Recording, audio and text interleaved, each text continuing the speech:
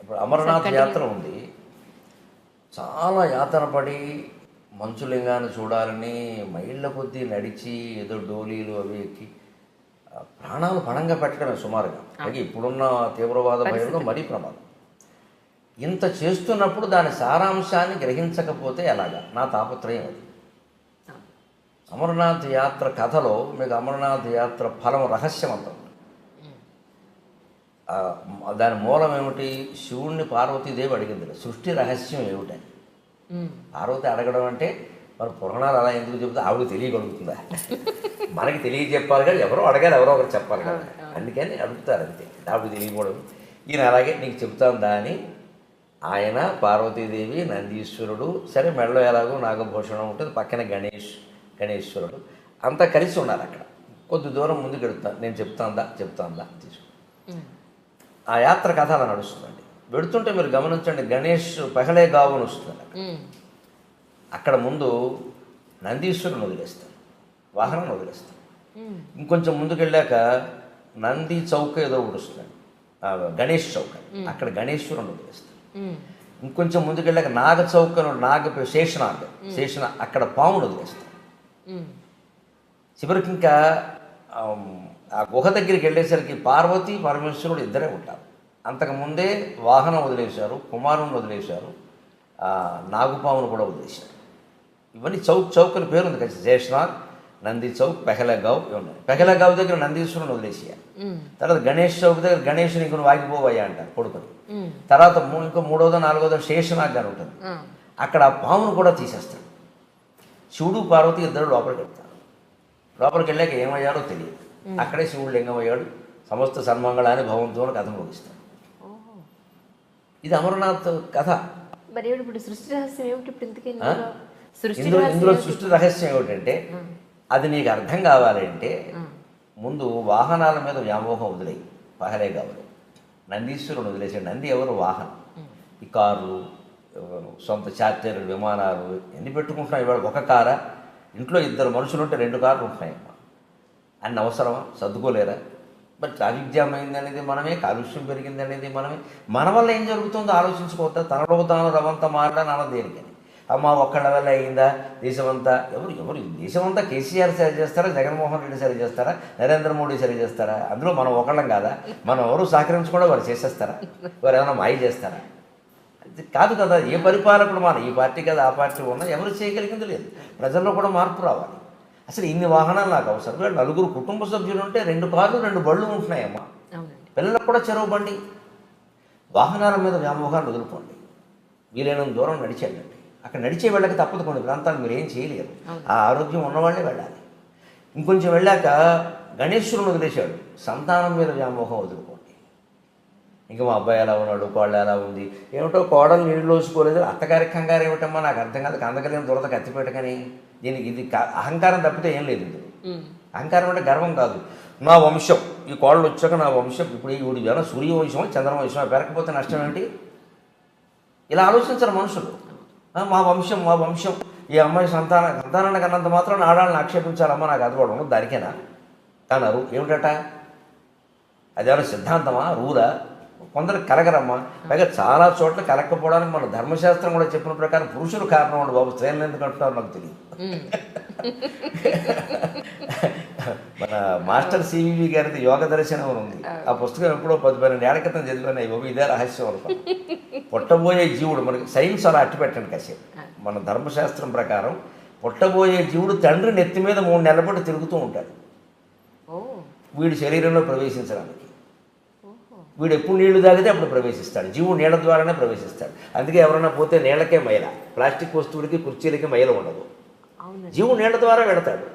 అందుకే మనం 10వ రోజు ధర్మోదకాలను పెట్టి అందరూ బంధువులు నీళ్లు వదులుతూ ఉంటాం. తిలోదకాలు, జలోదకాలు నీళ్ళ ద్వారా పంపిస్తామండి. వెళ్ళిపో మావయ్య, వెళ్ళిపో మావయ్య, ఇంకా మమ్మల్ని వదిలిపెట్టు, లేదా వెళ్ళిపో తాతయ్య అంటే ఆ వెళ్ళిపోయిన వాడికి వీళ్ళ మీద వ్యామోహం ఉంటుంది. ఇంకా పోదు. నీళ్ళు వదిలేస్తున్నామంటే వదిలేసాడు, పెద్ద కొడుకు కూడా వదిలేసాడు, మా అమ్మాయి కూడా, మా ఆవిడే వదిలేసింది, ఏం చేస్తా అని ఇంకా జీవుడు వెళ్ళిపోవాలి. ఇంక పెంచుకోకూడదు. అది వాడికి సంకేతం. ఆ మంత్రాలు అలాగే ఉంటాయి. ఆ మంత్రాలు అర్థం అదే. కర్మకాండ చాలా గొప్పది. ఆ మంత్రాలు అలాగే ఉంటాయి అర్థం. అది ఎవరు చెప్పరు, ఊరికి టెక్నికల్ చేశారు. ఈ నీళ్లు వదిలేయడం ఉందే, ఈ వ్యామోహాలు వదులుకోకపోతే అలాగే పడుతూ ఉంటాడు ఇంక తాపత్రయం. అందుకని సంతానం మీద వ్యామోహం వదులుకో. 60 ఏళ్ళు వచ్చాయి నీకు, కొడుకు కోళ్ళు పిల్లల్ని కన్నారా లేదా అనవసరం. ఎందుకంటే కనడం అనేది కేవలం సైన్స్ రీత్యా ఎలా ఉన్నప్పటికీ యోగశాస్త్ర రీత్యా కూడా పూర్వజన్మ కర్మఫలం రీత్యా కూడా యోగం మొగాడుకుంటేనే సంతానం కలుగుతారు.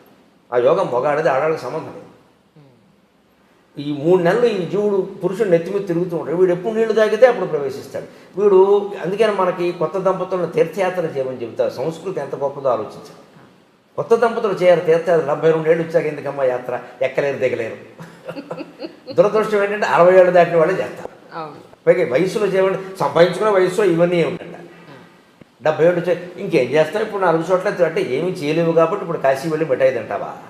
ఏమైనా చేయగలిగితే చేసేస్తానే, దోచేసి. ఇదేం ఆలోచన అండి? ఆధ్యాత్మికతను తీవ్రంగా గంభీరంగా తీసుకోవాలి కానీ టైంపాస్ బఠానీలా ఆధ్యాత్మికతని? టైంపాసా? ఏమీ చేయలేవు కాబట్టి చేస్తావా? 60 ఏళ్ళు దాటే 70 ఏళ్ళు దాటే బస్సు ఎక్కలేడు దిగలేడు, 2 మైళ్ళు 2 మెట్లు ఎక్కలేడు, 4 అడుగులు వేయలేడు. ఈయన ఎందుకండి యాత్రకి? ఈవిడేను మొఖాన్ని నొప్పులు అంటారు కూర్చోక. అప్పుడు కాదు, కొత్త దంపతులు చేయాలి, 25 ఏళ్ళ వాళ్ళు చేయాలి. నాట్ హనీమూన్, తీర్థయాత్ర చేయాలి. ఎందుకంటే అప్పుడు ఆ తీర్థాల్లో పురుషుడు స్త్రీ ఇద్దరు సరిగంగ స్నానాలంట. సరిగంగ స్నానం అంటే ఇద్దరు చెయ్యి పుట్టును కలిసి స్నానం చేయడం, సరిగంగ స్నానం. సమానంగా ఇద్దరు ఆ స్నానం చేసినప్పుడు అప్రయత్నంగా నీళ్లు నోట్లో కడితే తాగితే ఈ జీవుడు ప్రవేశిస్తే ఆ తీర్థ ప్రభావం వల్ల మంచి పిల్లాడు పుడతాడమ్మా, మంచి అమ్మాయి పుడుతుంది.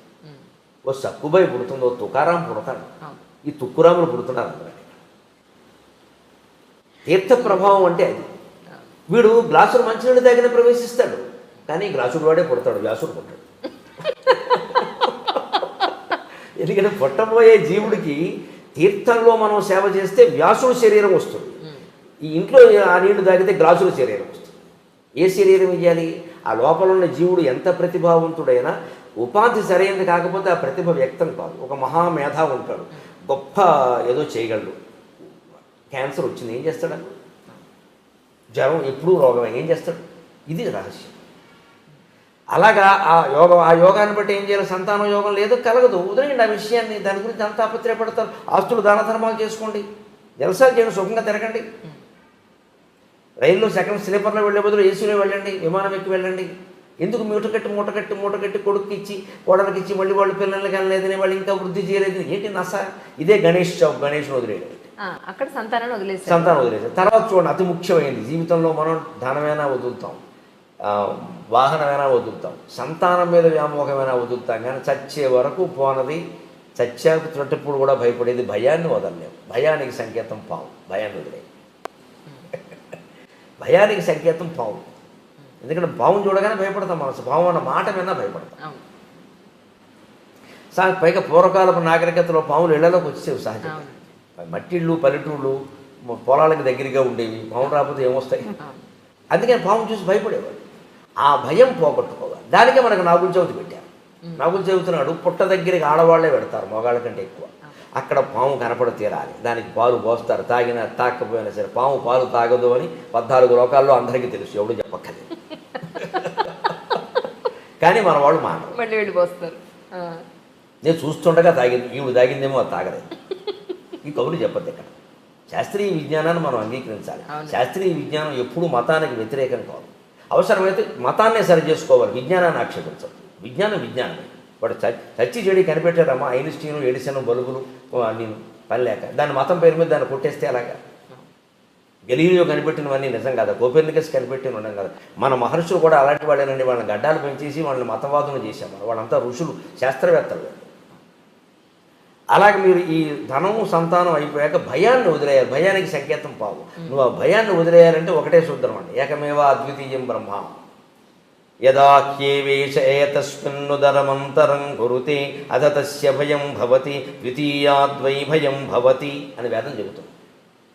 ఈ మొత్తం సృష్టిలో నువ్వు ఒక్క విషయాన్ని నీకంటే నువ్వు వేరు చేసిన వ్యక్తిని కానీ విషయాన్ని కానీ నువ్వు భయపడి తీరతావు. వాడు వేరు నువ్వు వేరు అనగానే వాడు ఎక్కువ నేను ఎక్కువ, వాడో నేను తేల్చుకోవాలి, భయం వచ్చేస్తుంది. అంటే వాడిని నేను గెలవగలనా లేదా?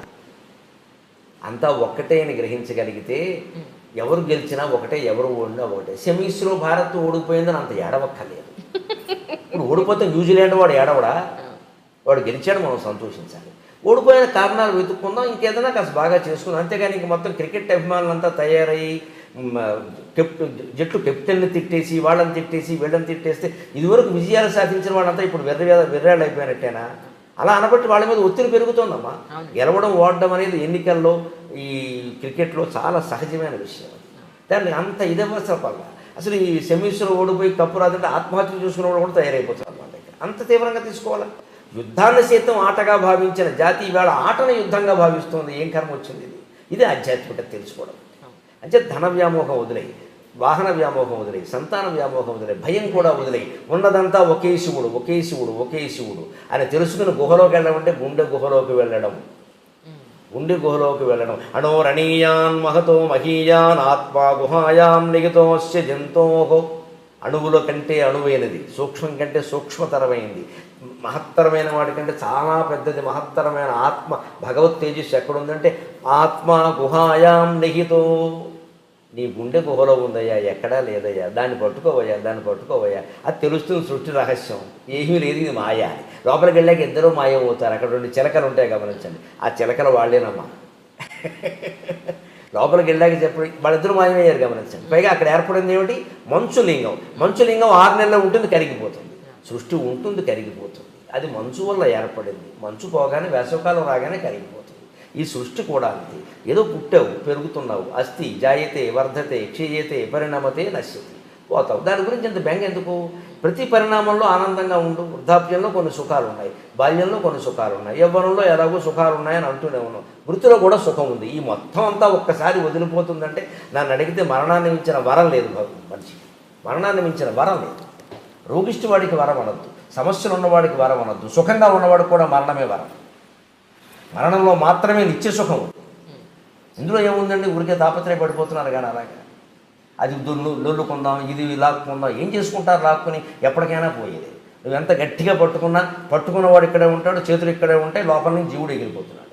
ఈ తత్వం తెలుసుకో. గుహలో ఏమీ లేదు, శూన్యం. అంటే సృష్టికి మూలమైంది శూన్యం అనడానికి వీలు లేదు. శూన్యం అనకూడదు. శూన్యమైతే ఏమీ రాదు. కాబట్టి మన వేదాంతులు ఏం చెప్పారు? పూర్ణమిదం పూర్ణమదః పూర్ణాత్ పూర్ణముదచ్యతే పూర్ణస్య పూర్ణమాదాయ పూర్ణమేవావశిష్యతే. సృష్టికి మూలం ఉన్నది పూర్ణమయ, శూన్యం కాదు.